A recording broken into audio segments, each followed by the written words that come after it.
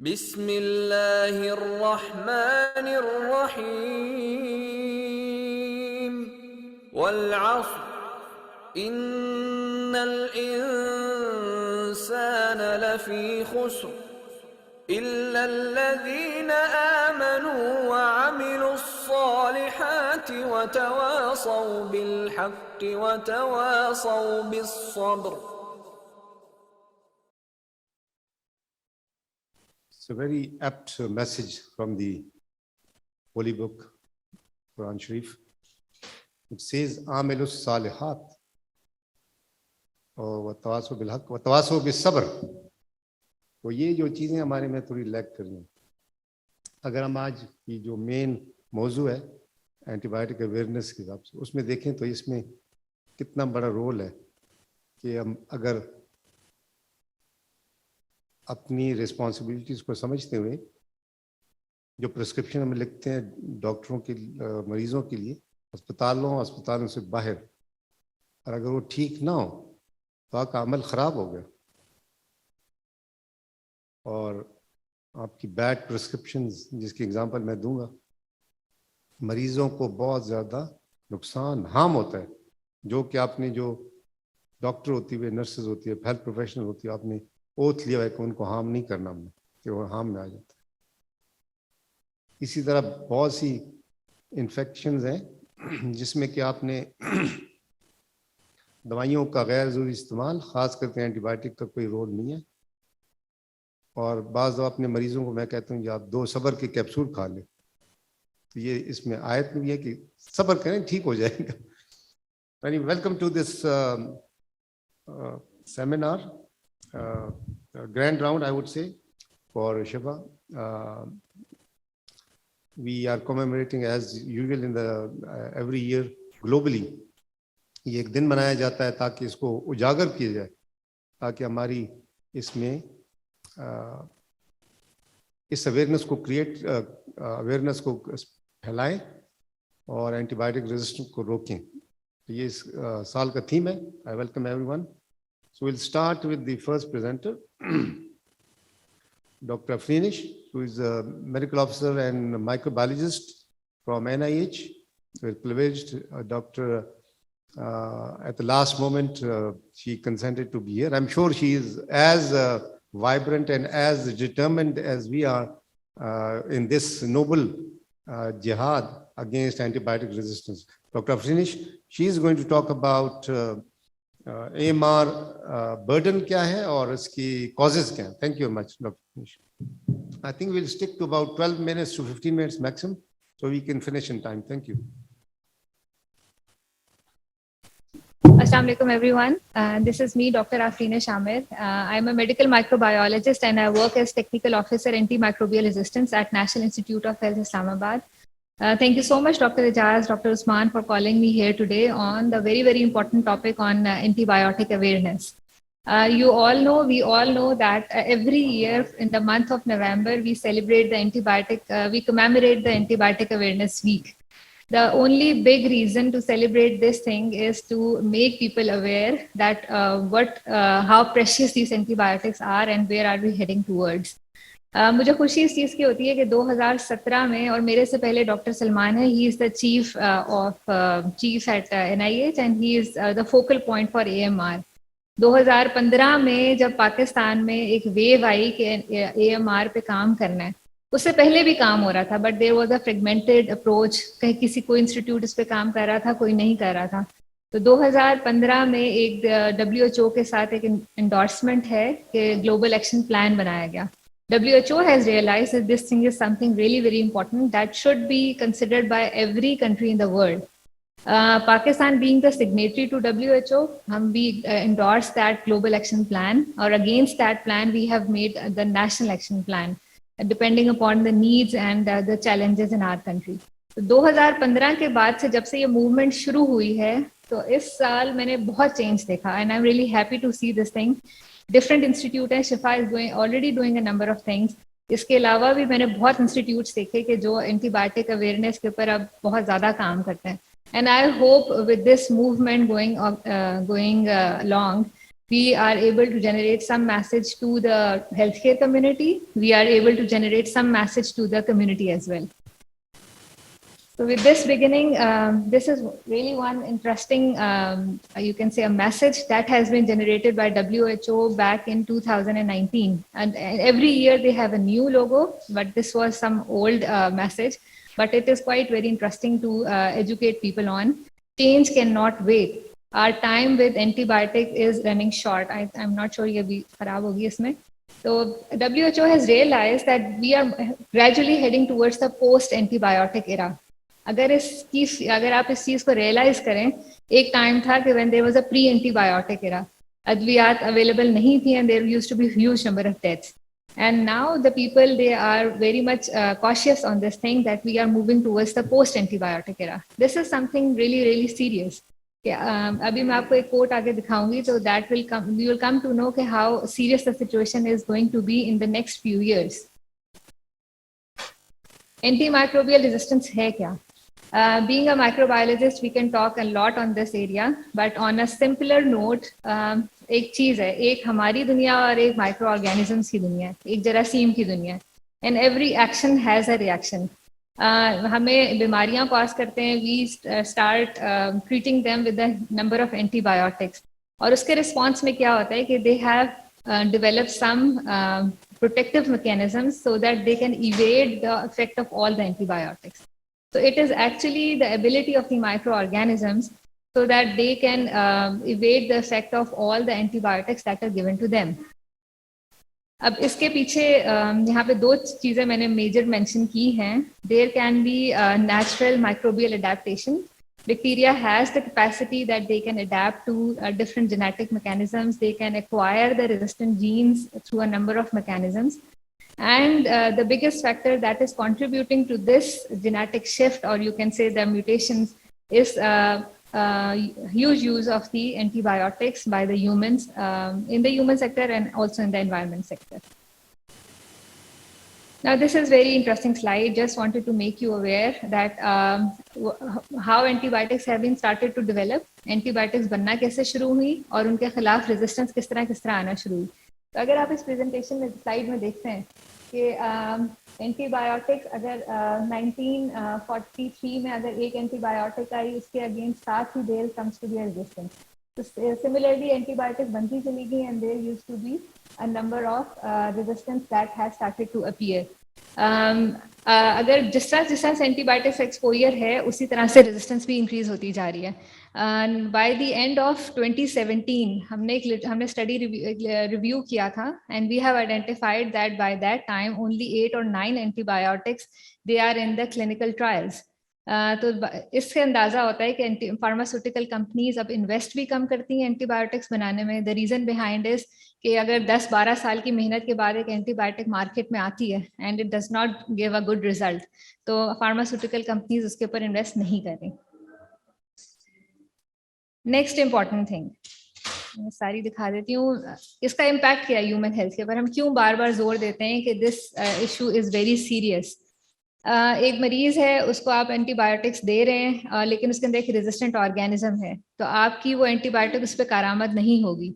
That patient needs to be stayed for a longer duration of has to face longer duration of illness. उसकी एक लंबी treatment चली जाएगी. एक दवाई आप एंटीबायोटिक देंगे नहीं ठीक होगा, दूसरी देंगे नहीं ठीक होगा. तो that is the longer treatment he has to face.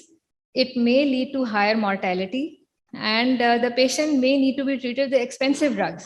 अगर आप सोचते हैं कि ओरल एंटीबायोटिक्स उसको हमें आईवी एंटीबायोटिक्स पर शिफ्ट करना पड़ जाए, so there is a huge economic burden on the patient and also on the country as well. Overall this AMR and the investment on the AMR has caused a huge burden on the health systems. On patients, they act as a reservoir of resistant organisms which are passed to community and healthcare workers. And this is the biggest reason. A resistant organism, they can survive for a longer period of time and they can be transmitted from one patient to the other patient.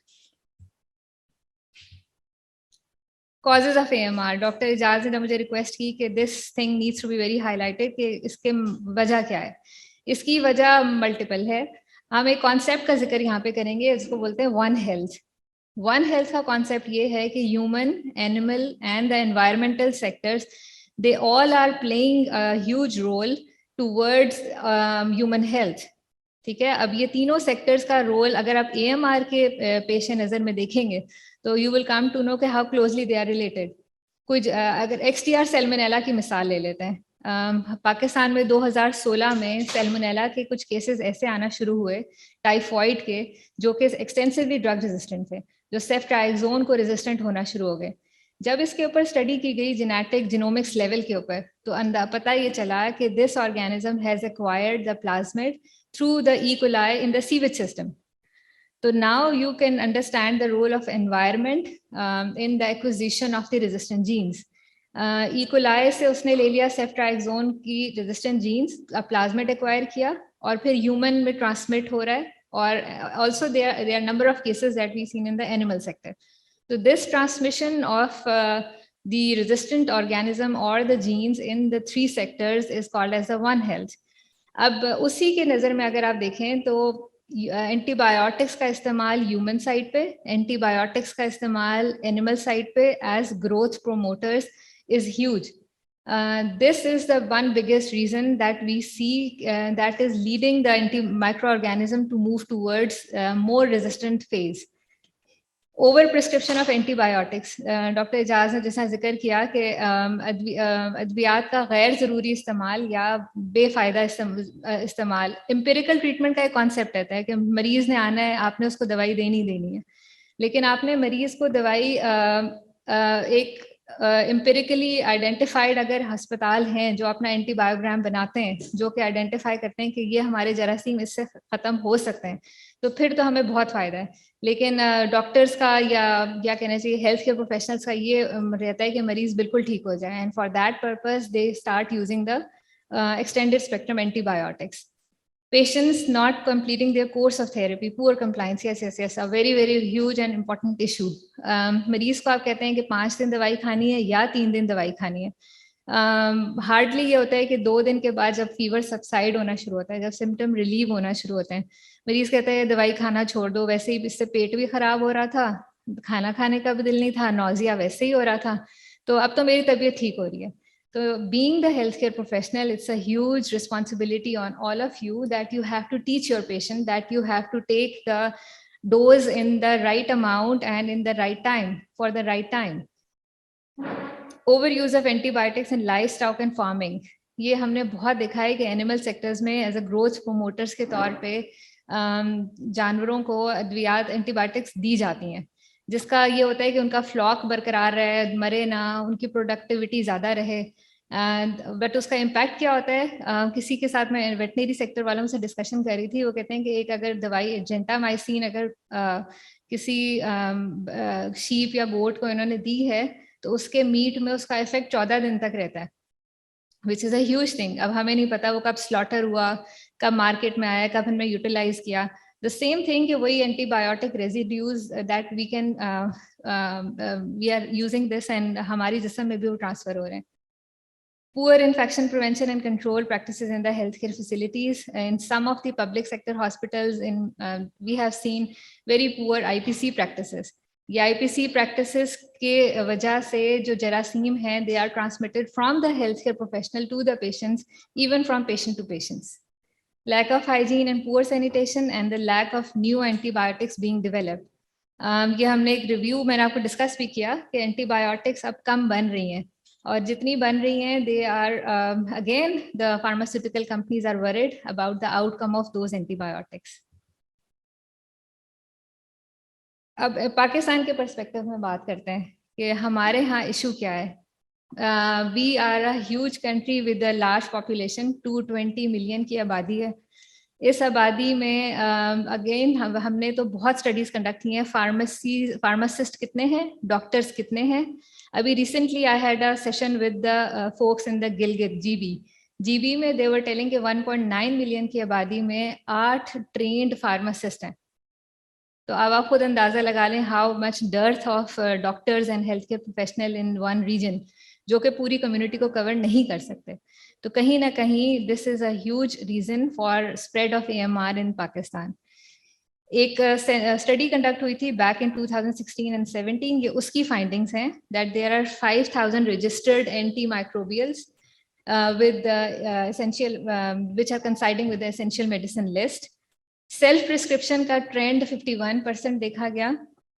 75% of the patients they receive antibiotics. जो empirical treatment की हम बात कर रहे हैं, मरीज को चाहे फ्लू है चाहे छींक आई है, तो they have been prescribed with the antibiotics. And there is a present of large number of quacks, or you can say GPs, so quacks in the country. So this is the situation in Pakistan, and still, ये मैं आपको बाद में दिखाऊंगी. This is the quote I really want to mention over here. This is the quote by DG of the World Health Organization, WHO, and he has clearly mentioned things back in 2016 that a post-antibiotic era, that we are heading towards the post-antibiotic era. And what does it mean? That it's an end to the modern medicine as we know it. Things as common as strep throat or child scratch knee could once again kill. So gradually people are foreseeing कि हम एक उस तरफ जा रहे हैं कि छोटा सा जख्म या छोटा सा चोट भी लगेगी तो we were not able to treat that infection. ये एक और स्टडी है, ये 2016 और में लॉर्ड जिम ओनील हैं, चैथम हाउस के चेयर हैं. He has issued a review, एक रिव्यू आर्टिकल हुआ और that was a very comprehensive review. उस कॉम्प्रिहेंसिव रिव्यू के एंड पे they have generated some figures and to identify the burden of AMR in different continents. And the biggest bubble you can see it's in the Asia के region में सबसे बड़ा आपको ये नजर आता है. तो they foresee it that there's a huge burden of AMR in Asia region. Again, from the same review, it was mentioned that by 2050 there will be 10 million deaths every year due to AMR, and this is a huge number. पहले अगर आप cause of death को देखते हैं तो accidents, cancers या cardiac problems रहते थे, लेकिन gradually we are moving towards that time जब हमारे पास अद्वियात ही अवेलेबल नहीं है. This is what I have discussed. अच्छा, इसका impact क्या नजर आता है? Being part of the National Institute of Health, which is a focal point of AMR, हमारे पास हमें advisories, policies के लिए ministry contact करती है. तो what do we foresee it? कि अगर तो AMR इतना ज़्यादा बढ़ जाता है तो there can be travel bans on individuals from countries with extensive AMR spread. जिस तरह हमने COVID में भी देखा. COVID is a very, very good example that we have all seen. कि जैसे केसेस मुल्क में ज्यादा हुए, there were travel restrictions. The same is the thing in the near future, maybe due to AMR, there can be travel restrictions. अब इसके खिलाफ जो एक्शंस हैं या एक्टिविटीज हैं जो इंटरनेशनल स्केल पे हैं या नेशनल स्केल पे हैं, वो बहुत ब्रीफली मैं यहाँ पे डिस्कस करूंगी एक दो स्लाइड्स में. ग्लोबल एक्शन प्लान का मैंने आपसे जिक्र किया कि WHO ने 2015 में इनिशिएटिव लिया कि तमाम मुल्क एक स्ट्रैटेजी के साथ काम करेंगे against AMR. Along with it FAO और OIE जो एनिमल सेक्टर और फूड सिक्योरिटी के दो इदारे हैं बहुत बड़े, उन्होंने भी मिलकर एक कंसोर्शियम बनाया, एक tripartite agreement you can say, और they have started working on AMR. अब AMR को कवर करने के लिए just briefly I want to mention over here कि जो ग्लोबल एक्शन प्लान है या नेशनल एक्शन प्लान है या NIH है या प्रोविंशियल मिनिस्ट्रीज हैं, वो किस तरह से काम कर रही हैं. This is a very holistic approach to any of the issue. WHO कहता है कि जो सबसे प्राइमरी ऑब्जेक्टिव है, इसकी 5 स्ट्रैटेजीज बनाई गई. जो पहली स्ट्रैटेजी बनाई गई वो कहती है कि improve the understanding and awareness on AMR in the community. And for this reason we are all here कि लोगों को पहले पता तो चले कि एक बहुत बड़ा मसला है. जब मसले का आपको पता लगेगा तो then you will take some steps to work on that मसला. सेकेंड स्ट्रैटेजी है to strengthen the knowledge through some data. अब आप लेबोरेटरी का data, doctor Usman is sitting over here, हम इनके साथ काफी अरसे से काम कर रहे हैं. हम लेबोरेटरी और बैक्टीरिया का पैटर्न रिव्यू करते हैं over the period of time to identify कि हमारे मुल्क में बैक्टीरिया का पैटर्न क्या है. इसको सर्वेलेंस बोला जाता है.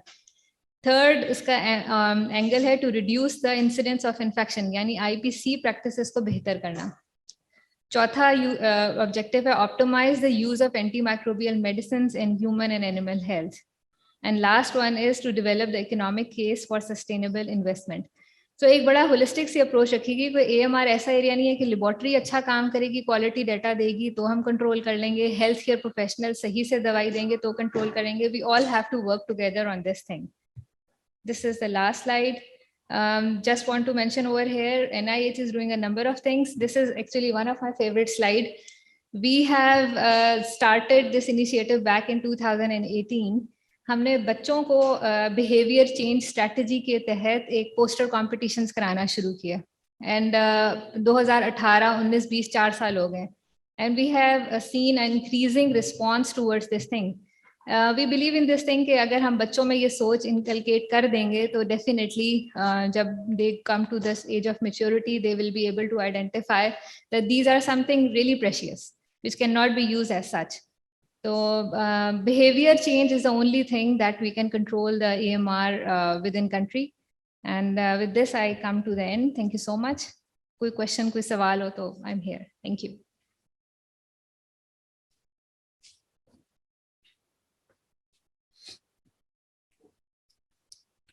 Assalamualaikum.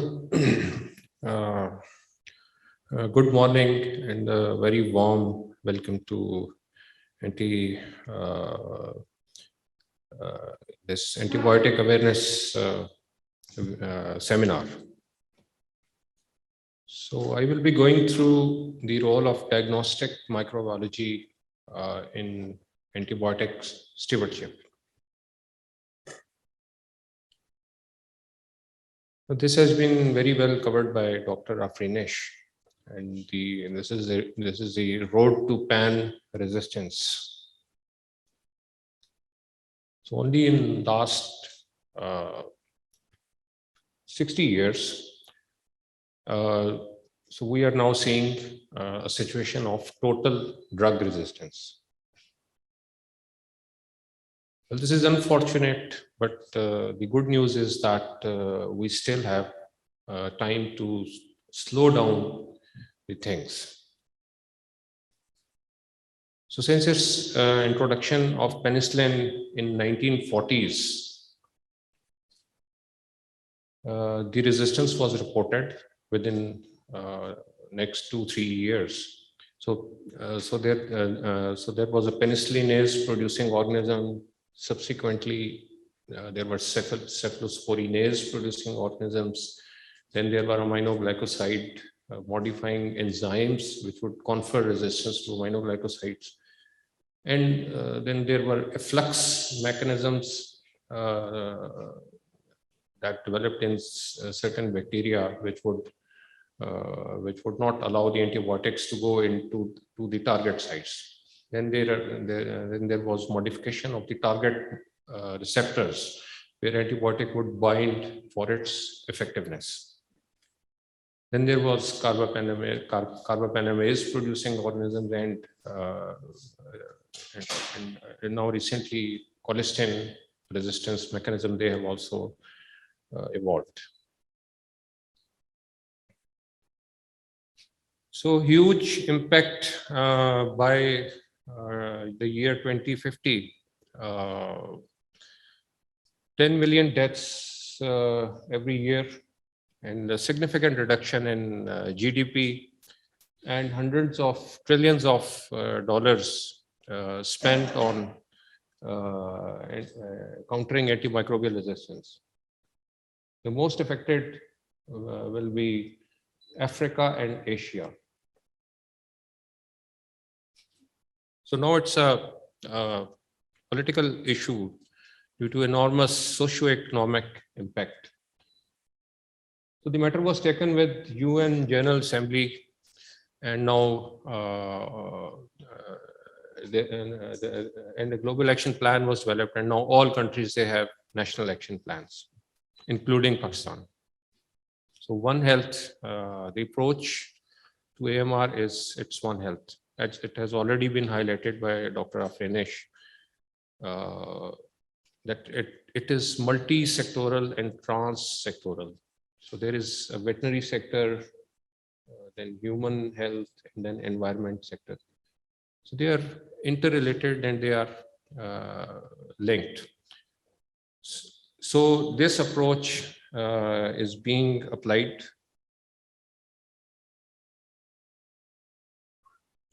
So this is from the WHO AMR report of 2014. So this Klebsiella, it's a common cause of hospital-acquired infections like pneumonia, bloodstream infections, and urinary tract infections. And WHO regions which were reporting more than 50% resistance. So 2 out of 6 regions, they were reporting this resistance to carbapenems. Okay, so these are very important medicines for hospital-acquired infections. So these have already been outlined. The 5 objectives of Global Action Plan are to improve awareness and understanding of antimicrobial resistance, to strengthen knowledge through surveillance and research, to reduce incidence of infection, that is infection control, to optimize use of antimicrobial agents, that is by antimicrobial stewardship, and ensure sustainable investment in countering antimicrobial resistance.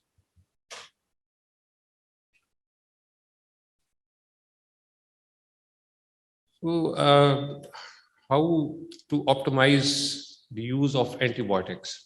So actually, this is not showing, but there is a patient undergoes clinical evaluation, and some radiological investigations are done, and there are some laboratory investigations they are advised.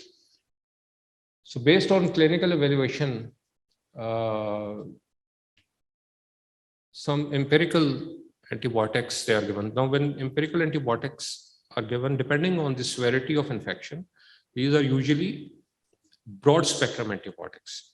Maybe they are covering gram-positive organisms as well as gram-negative organisms. Now, again, based on clinical evaluation, so you have to diagnose the cause of infection. And diagnostic stewardship is it is selecting the right test for the right patient at right time.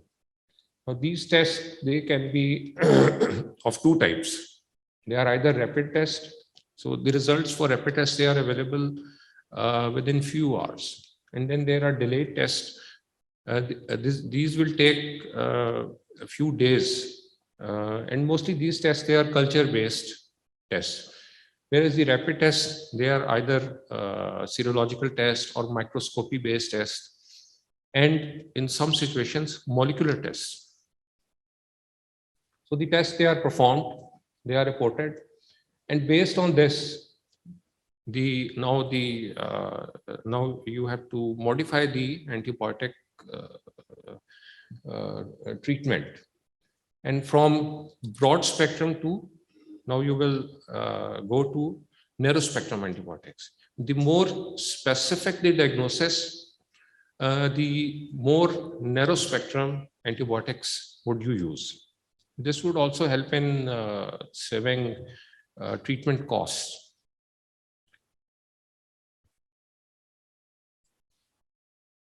So there is an infected patient.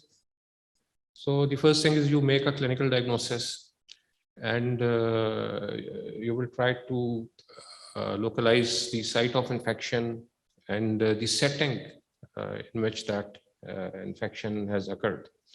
So early lab info would be helpful in narrowing down the treatment, because initially you have to cover a wide range of pathogens.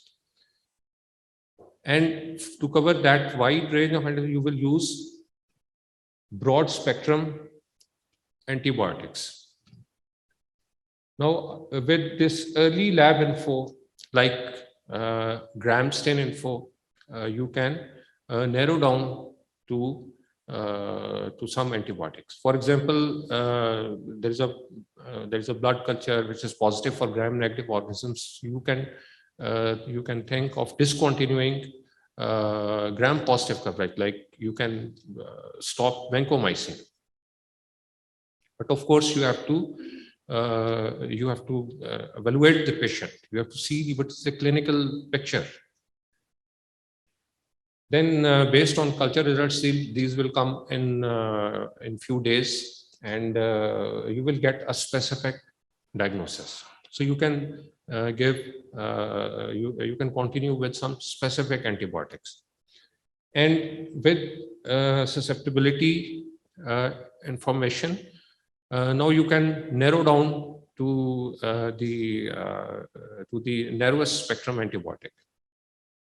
So at the baseline, you are covering a range of pathogens. You are using broad spectrum antibiotics, and by 2 to 4 days, you can narrow down to some specific antimicrobial, which is narrow spectrum. Now, pathogen identification. This is central to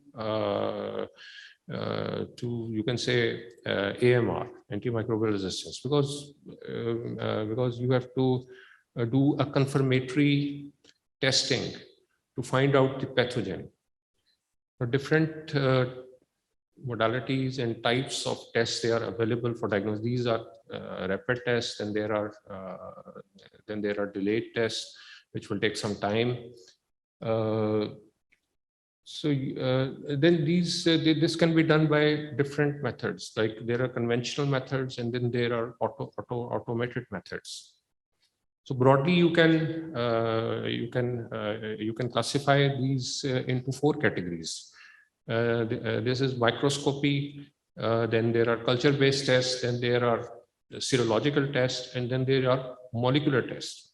Okay, so you can utilize these tests for accurate pathogen identification. Now, antimicrobial susceptibility information analysis, this provides the most useful information for antibiotic stewardship, because based on this susceptibility profile, a specific antibiotic can be advised. Now, different methodologies and technologies, they are available. And the important thing is that correct methodology and technology is used for a specific organism and antibiotic combination. And it is also important that the outcomes should correlate with the methodologies.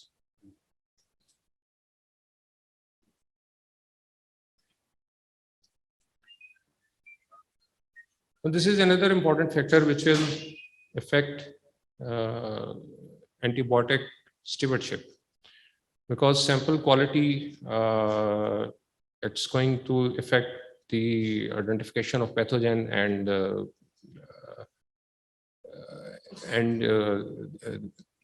the pathogens. So different factors, they should be considered, like quantity in blood culture. So you should take the recommended quantity. If you will take too little, the chances of pathogen isolation would be less. Similarly, you have to do a good skin preparation. So in case the skin preparation is not good, there will be contamination in that blood culture. So if there is contamination, so you will keep on treating unnecessarily that patient. And there are certain samples which are unsuitable for culture, like Foley's catheter, it should not be cultured. Endotracheal tips, they should not be cultured. Then there are body fluids which are collected through drains. And actually what happens with these is that these get colonized with bacteria, and you will be treating colonization. Urinary bag sample, it is unsuitable for any microbial diagnosis. Salivary specimen is unsuitable, and improperly stored or specimen in formalin alcohol, they should not be cultured. Now, what should be the appropriate sample? For example, there is an infected tissue, like there is infected bone tissue. the best sample would be a tissue sample by biopsy or peroperatively if it is possible. And pus is less suitable than a tissue sample. And pus swab, you know, there are discharging sinuses and the swab is taken and it is not representative of that. These sinus tracts, they are colonized. So this is not a good sample for bone infection. Then transportation should be considered important because certain fastidious organisms, they require special conditions for transportation, like CSF samples or respiratory samples and STD samples. So they should be sent in appropriate containers with a transport medium. This cumulative data in the form of antibiogram.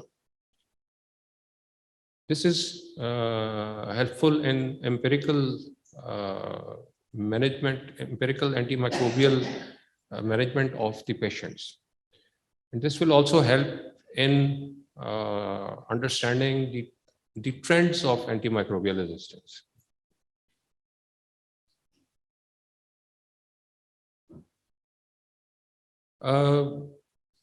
Well, microbiology lab, it detects antimicrobial resistance and infection control activities. They are done based on our reporting. So we have developed a dashboard for this. So microbiology lab, whenever there is a resistant organism detected, so it is immediately reported to, so that is reported through our information system. So it goes to the dashboard, the infection control department.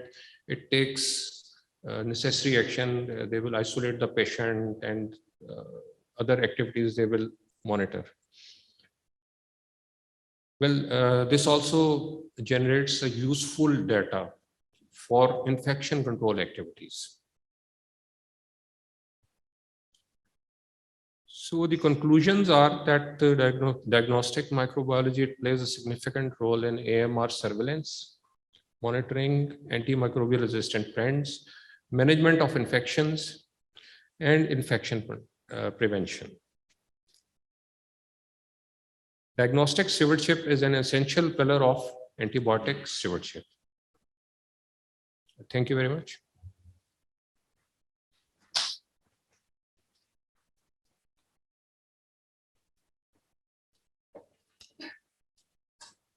Thank you, Dr. Usman. I think we'll just move on to the next, my presentation. Thank you. So I'll be talking about antibiotic stewardship in COVID. No disclosure, this is my outline. I will try to be brief. ये बहुत सी चीजें aspect में मैं बोलूँगा. एक movie है शायद बाद में दिखाएंगे जब खत्म हो जाएगी. So WHO has put a lot of emphasis on this current global threat or one of the major crises of human health actually. क्योंकि आपकी इन्फेक्शन जब आप जरासीम जो है सख्त हो जाएंगे और resistance, so you will not be able to treat your patients. You will be out of a job. So COVID is a viral infection. So there are no specific antivirals, but antibiotics are unfortunately used very frequently, and a lot of it for most severe cases especially. क्योंकि हमारे जो physician है उन uncertainty होती है कि जी इनको infection दूसरी भी कोई हो सकती है. क्योंकि differentiate करना ज़्यादा मुश्किल है bacterial pneumonia से. Antibiotic stewardship should be practiced during pandemic as well. क्योंकि COVID तो बेहतर हो जाएगा, खत्म हो जाएगा, लेकिन AMR will persist. Or it has unfortunately unintended negative consequences in terms of mortality and morbidity. So COVID जो है ना बहुत हमारी सारी 2 साल में अगर देखें COVID की वजह से सब चीजें खराब हो गई, लेकिन AMR के ऊपर जो एफर्ट्स थी उसको भी मुतासिर किया है. डॉक्टर अफरीन ने बताया जी कैसे मुल्कों ने और ऑर्गेनाइजेशंस ने दुनिया भर में इस पे काम किया, और वो या तो सर्द रह गया या वो इसके बढ़ गया, because indiscriminate use of antibiotics in COVID-19 treatment. So a lot of resources were shifted. Our focus has shifted from antibiotic stewardship because of this COVID. Pakistan, one of the highest antibiotic countries. तो Covid में क्या हुआ कि ऐसी किस्म की ना prescription आनी शुरू हुई. अगर आप देखें तो एक प्रिस्क्रिप्शन में 3 से 4 एंटीबायोटिक्स हैं, और टेजुसिन है, ये पहली वाली प्रिस्क्रिप्शन में, डोपाइन सिफिक्साइम है, फिर कार्बापेनम है, मेविस्टिन एंड लीफ्लॉक्स. एक ही मरीज को 4 दवाइयों से मरवाने की कोशिश. अनफॉर्चुनेट स्टेरॉइड भी है, रेमडेसिविर भी है, सब कुछ एक ही उसमें ना दे दी मरीजों. दूसरी एग्जांपल है, इसमें भी देखें 3 एंटीबायोटिक्स हैं, स्टेरॉइड्स भी हैं, ये भी है, वो भी है, टेजुसिन है, और वेरी ब्रॉड स्पेक्ट्रम. इसमें अगर देखें तो ये देखें, कोलिस्टिन है, मेरोनिम है, साइक्लोवेर है, लिनोजुलिड है, एवेलॉक्स है, वोरिकोनाजोल है. सिर्फ इसमें टीबी की दवाई और शायद मच्छरों की, डेंगू की और स्केबीज की दवाई रहेगी, बाकी सब कुछ देने की कोशिश की. अच्छा, हमारे शिफा में क्या है, ये हमारा एक ऑडिट हमने छोटा सा किया था. मे बी सुरेंद्र से can talk about little bit as well. तो हमने ये देखा कि हमारे 25 मरीज रिव्यू किए थे, 5 जो है ना कल्चर पॉजिटिव, बाकी वो एंटीबायोटिक खाम ने दी हुई थी, ब्रॉड स्पेक्ट्रम एंटीबायोटिक्स. तो शिफा में भी यही हो रहा है. जिसका के बावजूद कि हमारी काफी स्ट्रॉन्ग टीम है, हम ये कहते हैं कि ना करें, वो करें, बंद कर दें. और फार्मासिस्ट भी, उनके भी बाल थोड़े से रह गए, मेरे भी बाल थोड़े गए. हम रोजाना ना खींच के गुस्से से कि क्या कर रहे हैं. कल्चर्स आर नॉट सेंट, और कंटिन्यू करते हैं एंटीबायोटिक. चले हम कहते हैं एंटीबायोटिक आपने शुरू कर दी, but you have a good sense, you have good lot of data, you can always come back and review your data after 48 or 22 hours. और आप हमेशा एंटीबायोटिक या तो बंद कर देंगे या कम कर देंगे या डी एस्केलेट जिसको कहते हैं वो करें. ये पाकिस्तान की एक स्टडी है, ये मई 1500 पेशेंट्स फ्रॉम पिंडी इस्लामाबाद, 4 बड़े अस्पतालों के डेटा है. उसमें अगर हम देखें तो एंटीबायोटिक कौन सी यूज है, एजिथ्रोमाइसिन 88.6% वो मरीजों को दिए. एजिथ्रोमाइसिन से पता नहीं अचानक कोविड के आने की वजह से हमें इतना प्यार हो गया कि उसकी धड़ाधड़ इस्तेमाल शुरू हो गया. अभी कल भी की बात है, तो वो मेरे मैसेज आया कि जी फादर एडमिट हो गए, उनको तो एजिथ्रोमाइसिन डॉक्टर साहब ने शुरू कर दिया. मैं कहा शाबाश. Ceftriaxone, पिपरसिलिन, टेज़ोबैक्टम 17%, highest antibiotics. ये वो दवाइयां जो कि इतनी ब्रॉड स्पेक्ट्रम है. एविडेंस बहुत है ना कि क्यों नहीं करना चाहिए. न्यूयॉर्क की स्टडी है, 1700 पेशेंट, 70% रिसीव्ड एंटीबायोटिक, लेकिन कोई इन्फेक्शन बैक्टीरिया की ओनली 3 to 8% एट एडमिशन.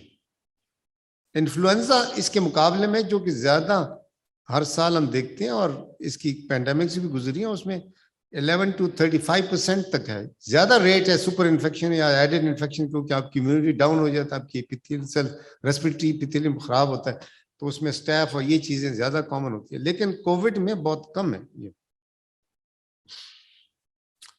ये कैनेडियन स्टडी है जिसको देखा दुनिया भर के प्रेवलेंस देखें एंटीबायोटिक यूज का. यूरोप में 63%, साउथ ईस्ट एशिया में देखें 87%. A lot of broad spectrum antibiotics which are depicted, quinolones ज्यादा वहाँ यूज होते हैं, मैक्रोलाइड्स, बेटा-लैक्टम्स एक्सेट्रा काफी ज्यादा. इसमें 154 स्टडीज थी, 30,000 पेशेंट्स थे. तो prevalence overall was 74% antibiotics. 3/4 of the patients were given antibiotics, while the estimated bacterial co-infection was only 8.6%. यानी कि ये 70% के करीब जो है ना एंटीबायोटिक जो है था वो गैर जरूरी थी. ये अफ्रीका की एक वो है रिव्यू है, एंटीबायोटिक गाइडलाइंस इन कोविड. 10 अफ्रीकन कंट्रीज हैं. गाना, केनिया, बहुत से और भी है ना, इथियोपिया, फलाना फलाना, उन्होंने कौन सी दवाइयां तजवीज़ की हुई हैं गाइडलाइंस में, नेशनल गाइडलाइंस में, ब्रॉड स्पेक्ट्रम एजिथ्रोमाइसिन का नाम उधर भी लिखा हुआ है, क्योंकि एजिथ्रोमाइसिन शुरू से किसी ने कहा ये वाली इस्तेमाल करें, उससे WHO क्या कहता है, ना यूज करें प्लीज, कोई नहीं, कोई रोल नहीं है। Another study, 19 studies, close to 3,000 patients, mean antibiotic rate was 74%, while only 17% received who received antibiotics had secondary infection. So there is no major use of antibiotics among COVID-19 hospitalized patients, mainly in an empirical setting, especially. अच्छा, ये UK की study है, 49,000 patients, 260 UK hospitals, 37% had antibiotic at admission. 85% of these 1,000 patients received more than one antibiotic during the hospital stay. However, only 2.2% had confirmed COVID-19 related bacterial infection. And ये कि जब मरीज आता है उनको इन्फेक्शन मोस्ट लाइकली बैक्टीरियल नहीं होती, बाद में एडमिशन के बाद हॉस्पिटल एक्वायर्ड इन्फेक्शन होती है, जिसमें कि एंटीबायोटिक आप शायद यूज कर सकते हैं। अर्ली ईयर्स में पैंडेमिक के यूरोप में और यूके में खास करके ज्यादा इस्तेमाल हुई, बाद में कम हो गई। कॉकरेन रिव्यू है, 11 स्टडीज, 11,000 पेशेंट्स इन्वेस्टिगेटेड एजिथ्रोमाइसिन के क्या रोल हो सकता है, प्लेसिबो से उन्होंने कंफर्म किया, कंपेयर किया और यूजुअल केयर से। तो की मैसेज वाज कि antibiotic azithromycin is not an effective treatment for कोविड-19, और बाकी दवाइयों का भी इसी तरह है कि हमें नहीं पता, हमें नहीं इस्तेमाल करना चाहिए। स्टूवर्डशिप बहुत जरूरी है, हमें करना चाहिए इसमें, और उसके बहुत से फायदे हैं कि रेजिस्टेंस कम हो जाती है और हेल्थ केयर कॉस्ट कम होता है, एंटीबायोटिक यूज कम हो जाता है, एक्सेट्रा। तो इसमें जो है ना, मैं अपनी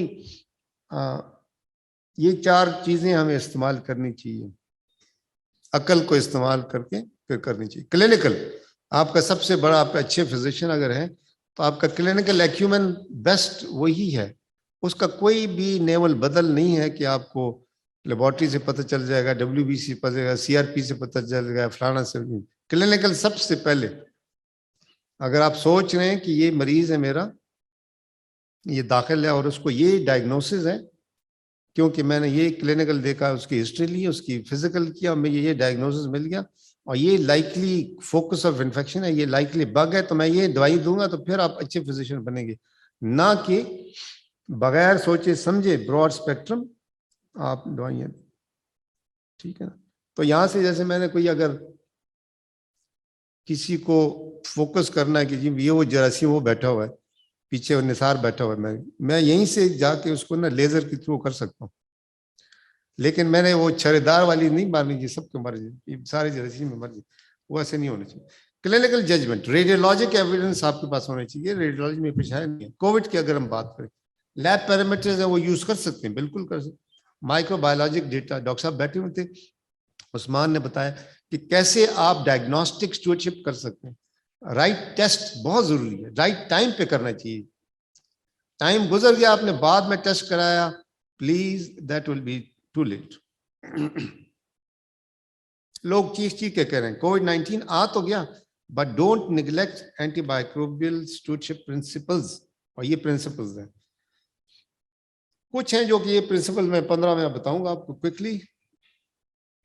एक तो ये कि अगर सीवियर कोविड है और उसमें आपको मुश्किल हो रही है, आप यू कैन नॉट जज क्लिनिकली, तो फिर आप शायद आप एम्पेरिकल यूज कर सकते हैं। इसी तरह आपके बायोमार्कर्स हैं, सी रिएक्टिव प्रोटीन है, प्रोकैल्सिटोन है, उसको यूज कर सकते हैं। Procal specially is a good marker of bacterial versus non bacterial. HRCT, अभी आज CT स्कैन आजकल हर जगह हो रहा है, कोविड में ज्यादातर होता है, खास करके जब अस्पताल मरीज आता है।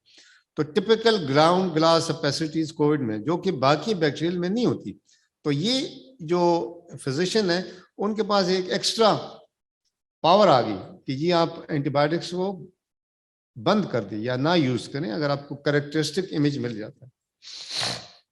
जैसे ये इमेज भी दिखाया पहले में, सेकंड में, थर्ड, फोर्थ में, ये प्रोग्रेशन ऑफ कोविड है, ना कि आप कहेंगे ये बैक्टीरियल इन्फेक्शन है. Procalcitonin has a definite role, can be used as a guide for de-escalation of antibiotics.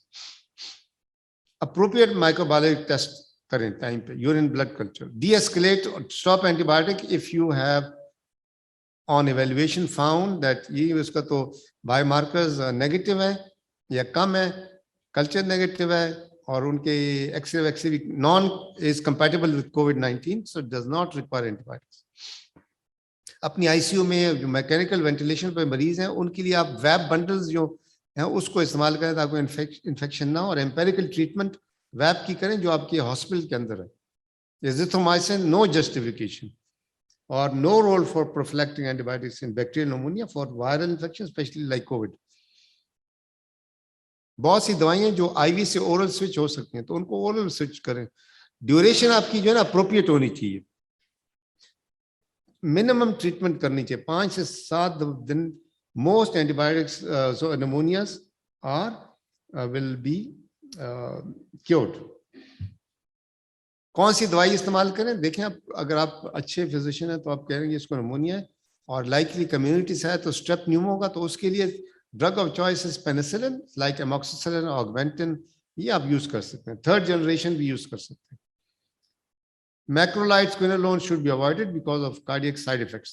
Doxycycline is a good option as well for respiratory infections like pneumonias. और routine atypical coverage जैसे azithromycin की कोई जरूरत नहीं पड़ती. हमारी national guideline उसमें भी ये लिखा हुआ है कि avoid antibiotics only if there is bacterial infection suspected, then only then you can use antibiotics.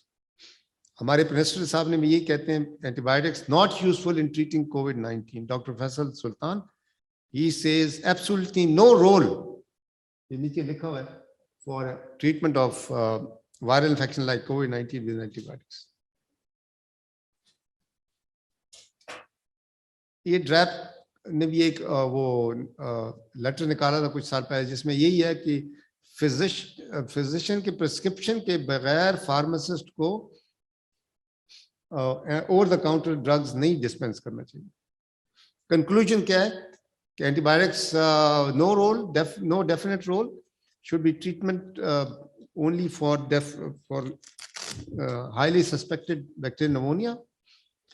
और इसी तरह एजिथ्रोमाइसिन का कोई रोल नहीं है आउट पेशेंट में, इन पेशेंट में. AMR is a global threat. Antibiotic use should be very selective and prudent. तो अपनी clinical, radiologic, laboratory and microbiologic parameters should be used stringently for guidance of particular antibiotic in terms of decision, choice and duration. And AMR जो containment है हम सबका गोल होना चाहिए इसमें, क्योंकि एक नेशनल और ग्लोबल एक प्रायोरिटी बन गई. Thank you very much. एक मूवी है शायद बाद में दिखाएं, टाइम जरा ओवर हो गया. I will ask last presenter doctor Sundas.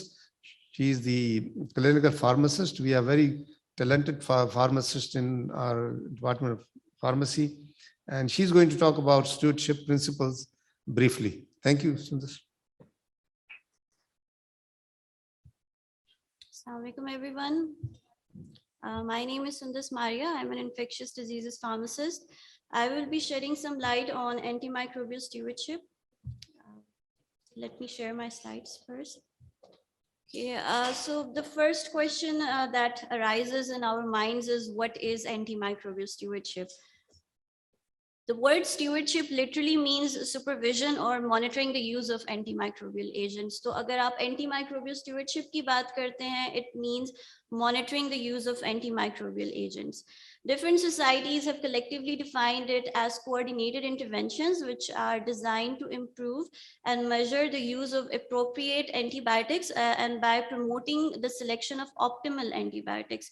So optimal se murad correct antibiotic with correct dosing, duration, as well as route of administration. Then the next question which must be coming to our minds is why stewardship is the need of the hour. I think Dr. Afrinish has beautifully summarized the issue of antimicrobial resistance, that infections are the second leading cause of deaths around the world, and around 17 million people die each year because of the bacterial infections. और ये जो stats हैं जो doctor Usman की slides में भी थी, doctor फ्रिनिश की स्लाइड्स में भी थी, that by 2050 it is estimated कि 10 million deaths होंगी हर साल, which is a scary number. Then also there is a global shortage of innovative antimicrobial agents. Research or development जो है वो shift हो चुकी है away from this antibiotics, because there are certain economic challenges as well as new resistance mechanisms which are emerging each day. And less than 5% of the pharmaceutical investment goes toward the antibiotic development. So we are slowly headed towards the post-antibiotic era, in which there is a possibility that even the simple infections can cause death, and they would be very difficult to treat. And I think it is happening right now that, especially in our ICUs, we can see that patients are infected with the multi-drug resistant strains, even the XDR strains, and often we are left feeling frustrated and we don't know what to do. So what was WHO's take on this AMR crisis? They gave out their global action plan in 2015 to fight antimicrobial resistance. And this plan was endorsed by all the countries, including Pakistan. Pakistan mein, NIH is the custodian of the antimicrobial resistance surveillance, and they gave out their own national action plan. And according to that plan, antimicrobial stewardship programs should be a part of all hospitals, whether they belong to private sector or public sector. So the stewardship program has different benefits. It reduces resistance, it improves susceptibility patterns, it decreases the adverse drug reactions which are associated with different antibiotics. And these are also our primary goals. And the last but not the least, we want to reduce the cost which is associated with the healthcare, and it also reduces the economic burden as well. But how do we start antimicrobial stewardship? I will be focusing on the stewardship strategies which we are employing in our hospital as well. We have a ASP team. The IDSA guidelines also suggest in different guidelines that you start with a multidisciplinary team, and you need a commitment from your hospital leadership. So we are, alhamdulillah, blessed with a good leadership. They are committed towards improving the antimicrobial surveillance and overall resistance. Then you need someone who is accountable, and you need a leader. So we have an infectious diseases we have actually two infectious diseases doctors, Dr. Ijaz, Dr. Naveed, and then you need expertise. You need someone from the pharmacy department. You need a microbiologist. Microbiologists play a crucial role. They help in the development of antibiograms, and which further help us in making guidelines. So then you need someone from the infection diseases department, because without proper infection control, the whole effort is useless. Then you also need in your team physicians from different specialities. वो specialities जहाँ पे antibiotics का use सबसे ज़्यादा है, such as ICUs or the surgery. And also you want to include them in your team, because it would make them realize कि आपकी तमाम efforts जो हैं वो खुद देखेंगे, and they would be feeling motivated. Then depending on your resources, you can also involve an epidemiologist in your team and someone from the IT department as well. There are two core strategies. Alhamdulillah se dono strategies hum Shifa mein kar rahe hain. The first one is formulary restriction or pre-authorization, and the second one is prospective audit with intervention and feedback. And then there are supplemental strategies. These include education, guidelines and clinical pathways, antimicrobial order forms, dose optimization, de-escalation, conversion from IV to oral therapy. So formulary restriction and pre-authorization simply means that there are certain antimicrobials jinka use humne restrict kar diya hai, because we feel that उनकी resistance ज़्यादा हो रही है, and they are among the last line of antibiotics. So for that antibiotics, ID consult is mandatory within the first 24 hours. So these two antibiotics within Shifa are TG-cycline and IV fosfomycin. So I would request each and every one of you to kindly get ID consult before prescribing these two antibiotics. They're also part of our hospital policy. And then there's linazolid, which we are currently restricting its use, but it is according to a criteria. उस criteria को जो है वो हमने काफी circulate भी किया है, and there are 6 points in that criteria. Basically उस criteria को जो patient fulfill कर रहा है सिर्फ उसको linazolid dispense की जाती है. Post audit and feedback, prospective audit and feedback में कोई रिस्ट्रिक्शन नहीं हो रही है, लेकिन जब आप मेडिसिन को डिस्पेंस कर देते हैं, then you are constantly monitoring the use after you have dispensed the medicine. So after 72 hours mostly we make sure that the cultures that were initially sent, they have now been verified. और अगर उनमें कोई growth नहीं आई, तो we make sure we contact the doctors, we request them to de-escalate or discontinue. And we also make sure कि जो correct dose मिल रही है उसका route ठीक हो, और इसके अलावा timely de-escalation हो जाए. तो empiric therapy से हट के हम रोजाना जो daily basis पे patients हैं, these are the antibiotics which are minocycline, colistin, chloramphenicol, caspofungin. So these are the antibiotics जिनको हम इस strategy के through monitor कर रहे हैं.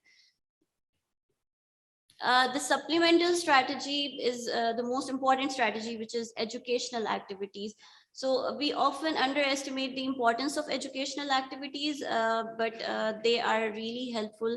And इसके अलावा जो है आप lectures ले सकते हैं. हम throughout the year, doctors, nurses, we engage all our healthcare professionals. हम उनके lectures लेते हैं before we implement our new protocol or guidelines. इसके अलावा जो hospital में adverse drug reactions आ रहे हैं, for example, we monitored कि caspofungin के बहुत ज़्यादा ADR आ रहे थे, तो हमने उस पे advisory बनाई. Voriconazole से related adverse drug reactions थे, हमने उस पे advisory बनाई. And we held different lectures. IV to oral switch पे हमने बहुत सारे lectures लिए हैं. We are planning. And also we were able to launch our first antimicrobial stewardship bulletin this year. Dr. Ijaz का idea था, and alhamdulillah इसके through हम जितनी भी हमारी efforts हैं ASP team की, वो हम circulate कर रहे हैं throughout the hospital. Then linazolid use guidelines पे हमने different sessions लिए. We also have our own institution-based guidelines. The question which must be arising in your minds, why do we need these guidelines? जबकि IDSA की guidelines हैं, NICE की guidelines हैं, CDC की, because these are according to our local antimicrobial susceptibility pattern in light of our own antibiogram. So it contains the antibiotics which are available in our formulary. So these guidelines we launched last year. इसके अलावा जो भी COVID-19 में we released multiple guidelines related to tocilizumab, remdesivir. So these are all the efforts that we have been doing throughout the year. But what can you do on an individual level, being a doctor, being a nursing staff, or a pharmacist? You can go through these multiple strategies. सबसे पहली important strategy जो है, that is IV to oral switch, जो कि मैंने आगे describe किया है detail में. Then there are different individualized pharmacokinetic monitoring and adjustment programs. इसके अलावा you can always switch the patients towards the safest and shorter duration therapy. And then there are different allergy assessments. So first of all, IV to oral switch, why is it important? And we know that IV lines and catheters, they are a source of infection. So try to get rid of them as soon as possible and switch the patient towards oral therapy if the gut works. So there are different benefits. एक तो cost reduce होगी, nursing staff पे burden कम होगा, pharmacy पे burden कम होगा. There are a number of benefits. So IV to oral switch is the most easiest thing you can do. And इसके अलावा duration को target किया जा सकता है. हम daily basis पे तमाम hospital में जिन patients को 10 दिन से ज़्यादा antibiotics मिलती हैं, हम उनको monitor करते हैं. We have this report of antibiotics more than 10 days or 15 days, and we monitor them on daily basis. De-escalation is very important because de-escalation, a number of RCTs have proven that shorter duration is equally efficacious to longer duration. और de-escalation करते हुए अक्सर doctors जो हैं वो डरते हैं because they feel like the patient is on the winning combination and it should not be changed because it might affect, you know, the patient's condition. But procalcitonin can be very helpful in this case. It is a bit more specific marker than CRP. However, it should not be used as a diagnostic tool. It should be used more when you are trying to de-escalate. It will be very useful. Dr. Brad Spellberg is one of my favorite ID physicians and उनकी website है जिसपे उन्होंने RCTs के light में जो है वो comparison किया है different infectious diseases में shorter is better. Then we also have tried to incorporate these pharmacokinetic monitoring programs into our stewardship activities. जिसमें एक चीज है extended antibiotic infusion का protocol, which we have in Shifa. As we know that prolonged infusions of beta-lactam antibiotics attain the efficacy target better as compared to the intermittent infusions. So this protocol is available on the internet. You can review it yourself and go for the prolonged infusions. We have our antibiogram, and we also try to incorporate the strategy of selective reporting, which happens कि जब भी हमारी cultures की report होती है उस पे हम कोशिश करते हैं कि for example, if it is MRSA which is susceptible to vancomycin, then we try not to report linezolid because doctors would be inclined towards prescribing linezolid otherwise. इसके अलावा piperacillin tazobactam, which is a good carbapenem sparing option. It can be used in urinary tract infections secondary to ESPL with, you know, on individual basis, obviously. Then IDSA guidelines require that you measure the use of antimicrobial agents within your hospital. And we are doing this by using the matrix, which is given by WHO, defined daily doses. इससे हमें ये idea होता है कि कौन से department में antibiotics का use जो है वो सबसे ज़्यादा है, कहाँ कम है. And suppose if it is increased in some department, then we do a detailed drug utilization review. For example, if we feel like कि ICUs में use ज़्यादा हो रहा है, surgery में use ज़्यादा हो रहा है, transplant में use ज़्यादा है, then हम उस antibiotic का utilization review perform करते हैं, which can be concurrent or retrospective. How can you play your part? You can always, being a doctor, being a pharmacist, you must always think कि जो antibiotic मैं अपने patient को दे रहा हूँ, is it really necessary? And if it is necessary, then is the route, is the duration, and is the dose correct? इसके अलावा CDC ने अपनी guidelines दी हैं. You can find a number of resources on the internet जहाँ पे आपको stewardship से related जो है basic training मिल सकती है. And you know, you can always start by infection control. Infection control is the first step. Always isolate the patients that are in the ICUs. And iske alawa, you can always de-escalate. You can go for the shorter duration, and always take the little risks when it comes to the antimicrobial therapy, especially with the asymptomatic bacteriuria.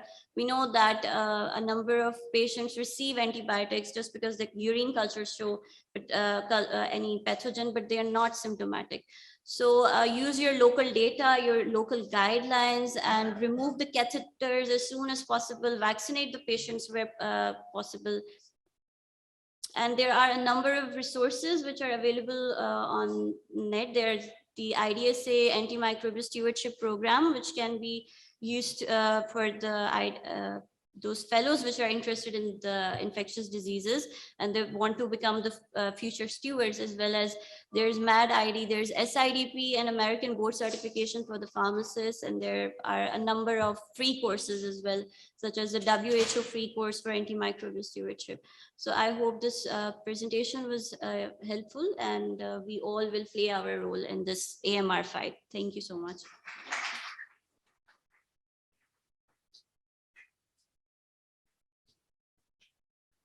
We have just a few minutes for question and answers. I will ask Ruth to join me to say a few words about the role of infection control in one sentence. The sentence which he recorded on the video that we made. क्योंकि इनका role सबसे important. ये question answer है तो please बताएं ताकि we can conclude soon.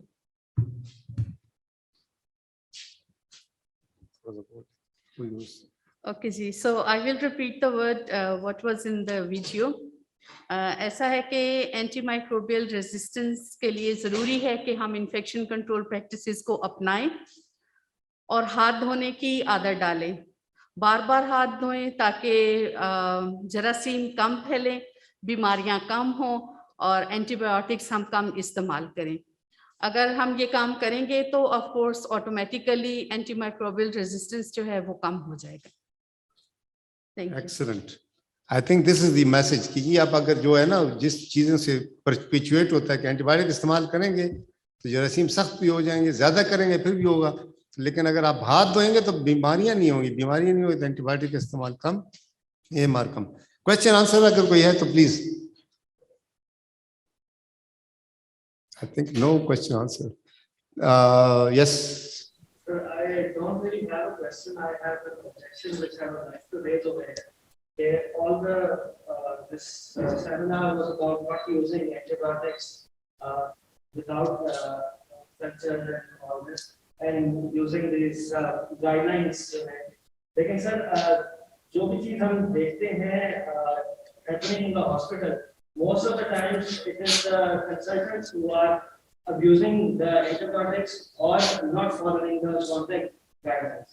और sir यहाँ पे भी जब मैं नोटिस कर रहा हूँ तो मोस्टली यंग डॉक्टर्स बैठे हैं या नर्सिंग स्टाफ बैठा है, and we tend to look upon our seniors कि जो वो प्रैक्टिस कर रहे हैं, we then try to copy them in our practice, and आगे भी हमारी वही आदत बनेगी जो हम अपने सीनियर्स को करते रहते हैं। आई थिंक इसमें we need to involve consultants इसमें बजाय इसके कि हम जूनियर डॉक्टर्स को टारगेट करें और उनको सिखाएं कि ये करना और ये नहीं करना, because then end of the day जो प्रैक्टिस सीनियर्स कर रहे हैं वही जूनियर्स ने आगे। एक्सेलेंट। ये वाला जो है ना, अब ये मुझे रिकॉर्ड भी करना है, ये सब लोगों को पहुंचाना है। ये वाली बात जो है ना, ये देखिए अगर मैंने एविडेंस भी बताया कि लोग जो है ना ये अनफॉर्चुनेटली सिर्फ शिफा नहीं है, शिफा से बाहर, इस्लामाबाद से बाहर और पाकिस्तान से बाहर भी, जैसे कहा जी 70%, 87-88% एंटीबायोटिक यूज हो रही हैं, और बड़े बड़े अस्पताल, बड़े बड़े जिनके पास बहुत असर है अनफॉर्चुनेटली। तो कुछ इसमें बहुत सी वजूहत हैं, और वो है हमारी लैक ऑफ नॉलेज, जैसे अफरीन ने भी कहा था कि लैक ऑफ नॉलेज है और लैक ऑफ अनसर्टिनिटी है। हम अपनी जो जजमेंट है उसके ऊपर ट्रस्ट भी नहीं करते और ना उसके जाते हैं, and we don't want to use time to gather our information कि ये इसको दवाई देनी है, एंटीबायोटिक देनी है नहीं देनी, और अगर देनी भी है ना तो फिर भी वो वाली दें जो टारगेटेड हो। तो आपकी बिल्कुल बजा बात है कि जो अभी अगर देखें तो मैं देख रहा हूँ कि यहाँ पे कंसल्टेंट तो कोई नहीं है, हम 3 लोग हैं और उसमें अफरीनिश है, उस्मान हो गया, मैं हूँ, बाकी लोग तो कोई नहीं है मेरे ख्याल में। तो मैंने ये सुबह भी फिर अभी कॉल की, मैं कही लोगों को बुलाएं। एनीवे ये लास्ट ईयर अगर हम देखें अफरीन में आज, हाँ नहीं इधर आए ना जरा, तो ये वाला जो है ना बात हम एक एफर्ट होती है, ये बैठी है सुंदर बैठी है, उनकी डिपार्टमेंट है, ये कितनी कॉलें करती हैं रोजाना,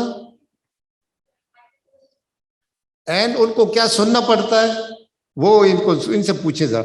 लेकिन इनको मैंने कहा जी आपने ढीठ हो गए फिर भी पूछना उनसे, हम तो ढीठ, हम पूछेंगे जी क्यों दे रहे हैं अपनी, इसको तो जरूरत ही नहीं है, और ये दे रहे हैं इसको, तो ये कल्चर में तो ये आया है, तो इसको जरा चेंज करें जरा।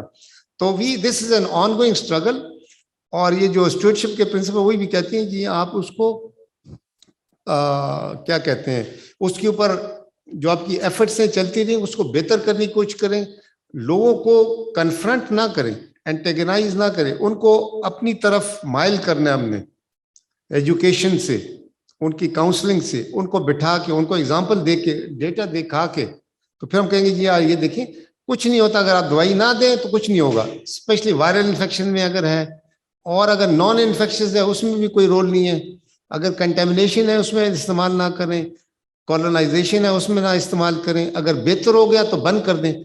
तो आई थिंक अनफॉर्चुनेटली ये एक हमने तो एक जिहाद बना के ना इसके ऊपर काम कर रहे हैं, चाहे जो भी कहें।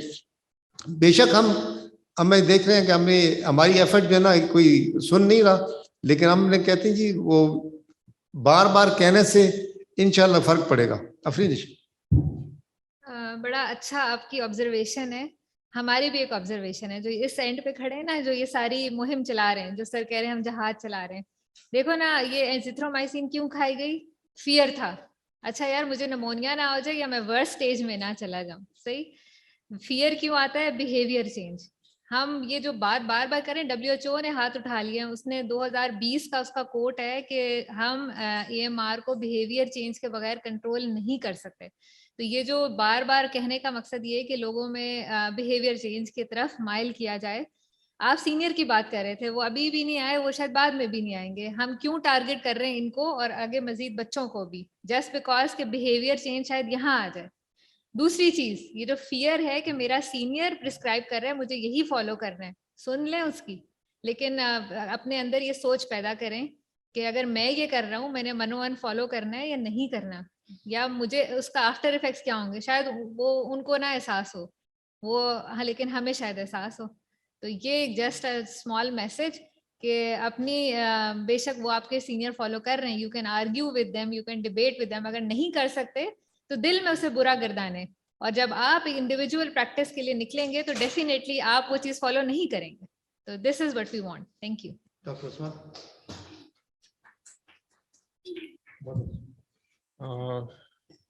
एक्चुअली आपकी जो ऑब्जर्वेशन है उस पे I would like to say few words. देखें, ये you can see that in many cases यहाँ पे इन्वेस्टिगेशंस जो हैं ऑर्डर की जाती हैं। ओके, कल्चर्स भी किए जाते हैं, सीरोलॉजी भी है, PCR भी हैं, एक्सपेंसिव इन्वेस्टिगेशंस हैं वो भी। देखें, most of the clinicians they go for diagnosis, exceptions हो सकती हैं। सेकेंडली ये कि देखें आपके पास जो है वो फार्मेसी के लेवल पे बहुत सारी एक्टिविटीज दे आर डूइंग। ठीक है, एंटीबायोटिक रिस्ट्रिक्शन की पॉलिसीज हैं, ID कंसल्ट्स होते हैं और डिफरेंट हैं। वो I think miss Sundas should I think come up and थोड़ा सा वो उसको एक्सप्लेन करें। आई थिंक इसको इन सिंपल वर्ड्स ये कहें ना कि ये एक स्लो प्रोसेस है। Actually if we look back I think 7-8 years back, और उससे अगर आप आज को कंपेयर करेंगे तो आपको इम्प्रूव्ड नजर आएंगी चीजें। बट ये कि still there is a lot of requirement कि आप इसको और ज्यादा इसमें जो है वो बेहतरी लाई जा सकती है। Thank you. Thank you. I think there is another meeting to be started. So thank you very much. और ये आपने मेरे लिए 2 मिनट की वीडियो बनानी है जो आपने कहा है ना, और हम इनको सबको भेजेंगे, ये जो लोग हैं, और ये आगे वायरल करेंगे तो इंशाल्लाह फर्क पड़ेगा। इसी से होगा, चेंज करना है हमने। Thank you very much.